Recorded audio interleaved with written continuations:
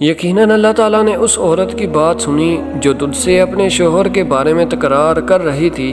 اور اللہ کے آگے شکایت کر رہی تھی۔ اللہ تعالیٰ تم دونوں کے سوال و جواب سن رہا تھا، بے شک اللہ تعالیٰ سننے دیکھنے والا ہے۔ تم میں سے جو لوگ اپنی بیویوں سے اظہار کرتے ہیں یعنی انہیں ماں کہہ بیٹھتے ہیں، وہ دراصل ان کی مائیں نہیں بن جاتی، ان کی مائیں تو وہی ہیں جن کے بدن سے وہ پیدا ہوئے۔ یقیناً یہ لوگ نامعقول اور جھوٹی بات کہتے ہیں، بے شک اللہ تعالیٰ معاف کرنے والا اور بخشنے والا ہے۔ جو لوگ اپنی بیویوں سے اظہار کریں پھر اپنی کہی ہوئی بات سے رجوع کر لیں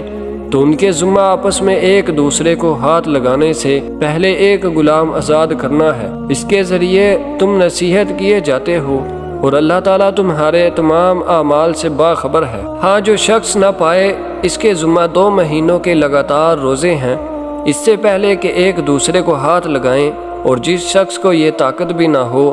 اس پر 60 مسکینوں کا کھانا کھلانا ہے۔ یہ اس لیے کہ تم اللہ کی اور اس کے رسول کی حکم برداری کرو، یہ اللہ تعالیٰ کی مقرر کردہ حدیں ہیں اور کفار ہی کے لیے دردناک عذاب ہے۔ بے شک جو لوگ اللہ اور اس کے رسول کی مخالفت کرتے ہیں وہ ذلیل کیے جائیں گے جیسے ان سے پہلے کے لوگ ذلیل کیے گئے تھے، اور بے شک ہم واضح آیتیں اتار چکے ہیں۔ اور کافروں کے لیے تو ذلت والا عذاب ہے جس دن اللہ تعالیٰ ان سب کو اٹھائے گا، پھر انہیں ان کے کیے ہوئے عمل سے آگاہ کرے گا جسے اللہ نے شمار رکھا ہے اور جسے یہ بھول گئے تھے، اور اللہ تعالیٰ ہر چیز سے واقف ہے۔ کیا تو نے نہیں دیکھا کہ اللہ آسمانوں کی اور زمین کی ہر چیز سے واقف ہے؟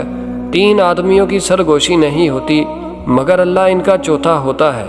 اور نہ 5 کی مگر ان کا چھٹا وہ ہوتا ہے، اور نہ اس سے کم کی اور نہ زیادہ کی مگر وہ ساتھ ہی ہوتا ہے جہاں بھی وہ ہوں۔ پھر قیامت کے دن انہیں ان کے اعمال سے آگاہ کرے گا،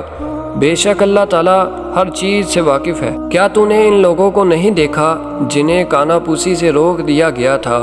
وہ پھر بھی اس روکے ہوئے کام کو دوبارہ کرتے ہیں اور آپس میں گناہ کی اور ظلم و زیادتی کی اور نافرمانی پیغمبر کی سرگوشیاں کرتے ہیں، اور جب تیرے پاس آتے ہیں تو تجھے ان لفظوں میں سلام کرتے ہیں جن لفظوں میں اللہ تعالیٰ نے نہیں کہا، اور اپنے دل میں کہتے ہیں کہ اللہ تعالیٰ ہمیں اس پر جو ہم کہتے ہیں سزا کیوں نہیں دیتا۔ ان کے لیے جہنم کافی سزا ہے جس میں یہ جائیں گے، سو وہ برا ٹھکانہ ہے۔ اے ایمان والو،